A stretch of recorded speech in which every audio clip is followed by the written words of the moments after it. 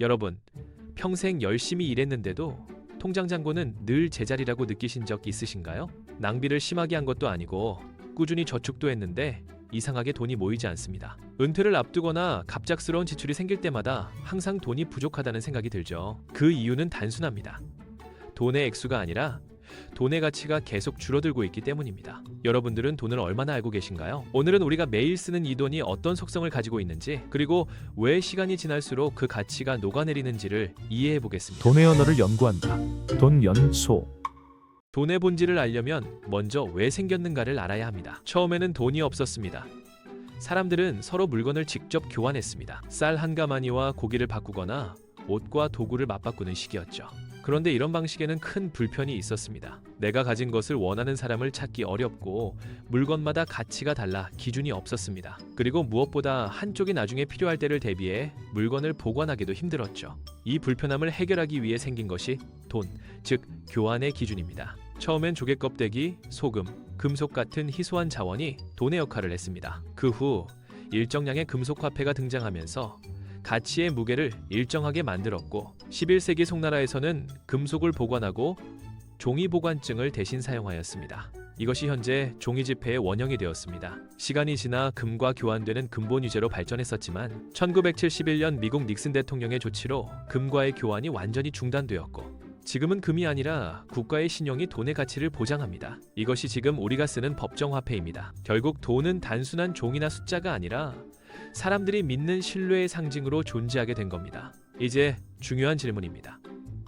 왜 돈의 가치는 시간이 지나면 떨어질까? 이유는 경제 시스템이 성장과 부채를 중심으로 작동하기 때문입니다. 국가는 경제 성장을 유지하기 위해 끊임없이 소비와 투자를 촉진해야 합니다. 그 과정에서 중앙은행은 시중에 있는 돈의 양, 즉 통화량을 늘립니다. 돈이 많아지면 거래는 활발해지지만 그만큼 한 단위의 돈 가치가 희석됩니다. 여기에 이자라는 구조가 더해집니다. 만약 100원을 빌려서 110원을 갚아야 한다면 그 10원의 이자를 메우기 위해 새로운 돈이 공급되어야 하죠. 결국 이자가 존재하는 한 세상은 계속해서 새로운 돈을 만들어낼 수밖에 없습니다. 이게 바로 돈의 속성입니다. 돈은 가만히 있으면 늘어나지만 가치로 보면 녹고 있습니다. 가상의 인물로 예를 들어보겠습니다. A씨와 B씨가 있다고 가정하겠습니다. 둘 다 25살에 일을 시작해 10년 동안 매달 170만 원씩 지출할 수 있었습니다. A씨는 집을 사기 위해 저축을 선택했습니다. 10년 동안 모은 돈은 약 2억 원입니다. 그런데 25살 당시 2억 원이던 집값이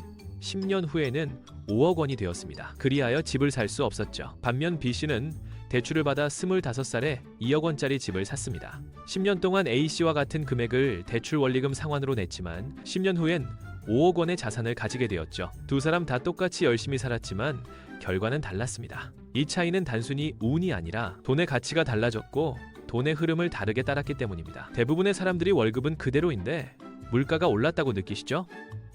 하지만 사실은 물건의 값이 오른 게 아니라 돈의 가치가 떨어진 것입니다. 10년 전 1만 원으로 사던 점심이 지금은 2만 원이 된 이유, 통장에 있는 숫자는 그대로인데 살 수 있는 물건이 줄어드는 이유가 바로 이것입니다. 경제학에서는 이 현상을 인플레이션이라 부릅니다. 즉, 같은 돈으로 살 수 있는 재화와 서비스의 양이 줄어드는 상태입니다. 문제는 대부분의 사람들은 숫자만 본다는 점입니다. 만약 통장에 1,000만 원이 있다고 하면 사람들은 통장에 있는 숫자 1,000만 원이 그대로 있으니 안심하지만 그 1,000만 원이 10년 뒤에는 지금의 700만 원 가치밖에 되지 않을 수도 있습니다. 이게 바로 조용히 우리 지갑을 갉아먹는 돈의 속성입니다. 그렇다면 왜 돈을 계속 찍어낼까요?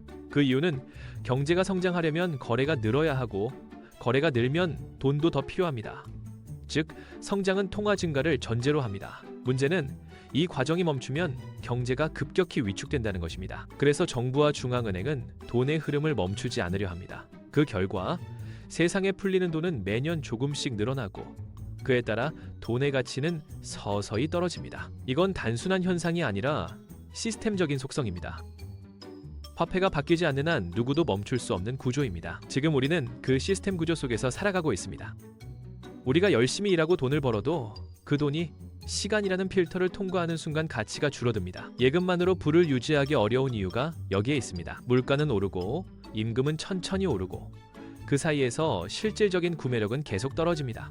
이걸 모르고 단순히 모으기만 하면 결국 더 많이 일하고도 덜 가지게 되는 모순에 빠지게 됩니다. 돈은 단순히 모으는 대상이 아니라 관리해야 하는 흐름입니다. 그 흐름이 어떻게 만들어지고 사라지는지를 알면 우리가 어떤 행동을 해야 하는지도 명확해집니다. 돈은 움직이는 동안 의미가 생기고 그 흐름을 통제하는 사람이 결국 불을 지키는 사람이 됩니다.